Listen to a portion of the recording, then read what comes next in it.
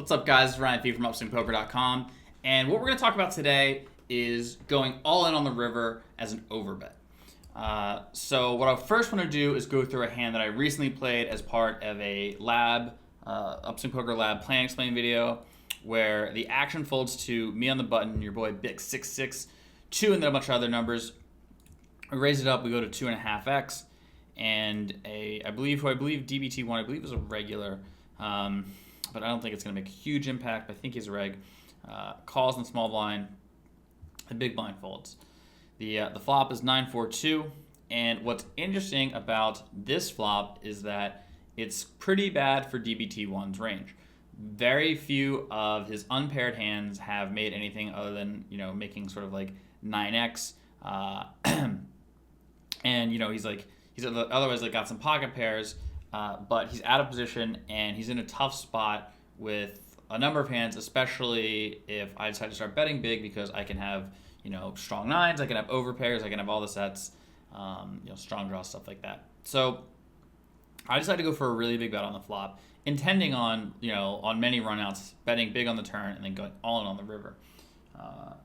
And so we'll start analyzing this. What we'll do is we'll look at my range. So this is my range to raise the button, and yeah. So given let's say we've got 100 big blinds, we've got how many? That's like 17. We have a pop stack ratio of 17. What hands are we willing to be putting all of our money in with this pot on? Mostly sort of brickish runouts. Let's say Ace 9, King 9, maybe Queen 9, but definitely Ace 9, King 9. I think feel pretty good. Maybe the overpairs, any set. And the 4 is a heart. Yeah, we would have never bet a 4 for this size on the flop. So, excuse me, this is our value range. And yeah, and then, sort of our bluffs could be, our bluffs could really be anything. They could be, 8-7, Jack 8, 10 Jack, Queen 10, 7-6, 6-3. There's a number, sort of any sort of number of hands could function well as bluffs here. There are some hands that would be a bit better than others in terms of making it less likely your opponent has something, but on the river they all sort of blend together and kind of become, the removal effects aren't hugely important. So anyway, so roughly, sort of roughly having a range like this to go for value on this flop for this size. And the reason is because This is I sort of made this up. It's hard to say. The Upswing Poker strategy, we 3-bet all of our hands in this situation pre-flop. So this player's flatting, he's doing something we wouldn't do, but that doesn't mean we can't figure out what he's up to. All the hands in green are hands that, reasonable hands he could call with pre-flop. All the hands in light green are hands that he may or may not call with pre-flop. And all the hands in red are hands that he could call with pre-flop, but he could 3-bet King Jack suited, he could fold King 9 suited, hard to say. Same thing with sort of nines and 4s, but they're hands that have made really strong hands by the river, hands that he might have a tough time folding. So yeah, and by the way, so it would be King Jack of hearts that would likely sort of call a big sort of bet on the flop and turn.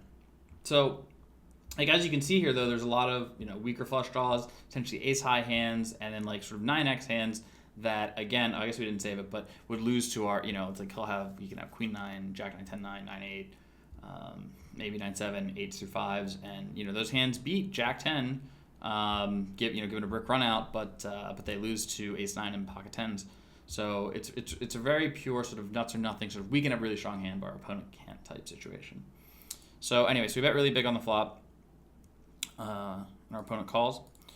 Turns a 4, and this is actually a good card for us. This is, in some ways a good card for us. It's a good card for us in the sense that our opponent's less likely to have 4x, and so in other words, and it hasn't improved with anything else. Hasn't made hearts, couldn't have made sort of top pair or 2 pair really. Makes us feel really good about, for instance, an Ace 9 sort of all-in value bet. It's very difficult for that hand to be beat. So, excuse me.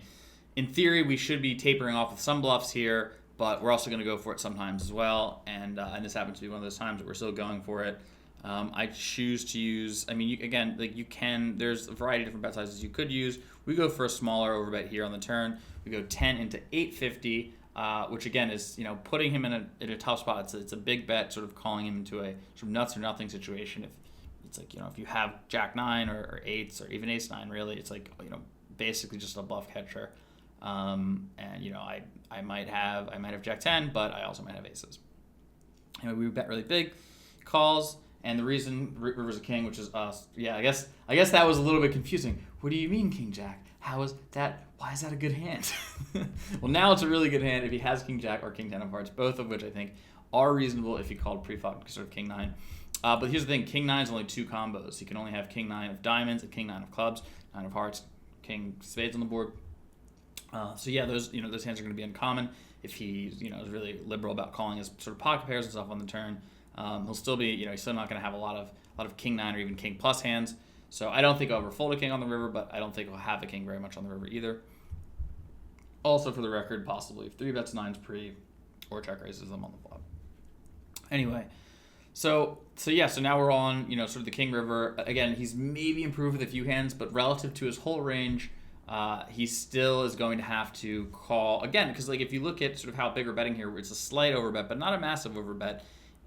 And he's gonna, unless he's making some hero calls, he's gonna be highly exploitable, and that just opens us up. It just makes it, possible for us to do, take this line, to run this bluff and or value bet, and force him to call with hands that aren't really strong, which he's mostly gonna have to do. He's mostly not gonna have a really strong hand here.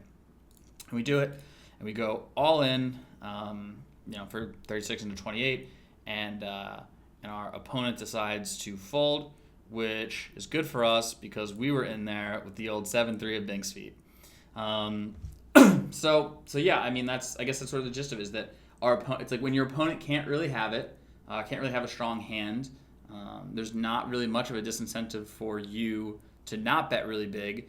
And I think one of the sort of number one and main criticisms of this play is that, well, what if we did have pocket twos here? They're never going to call us.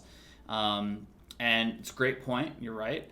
But if they're going to fold so much that you can never get, you're really sort of shooting yourself in the foot by not value betting pocket twos for this size. Then you should get in there with a few more bluffs. For instance, the good old fashioned 7-3 of Bink's feet.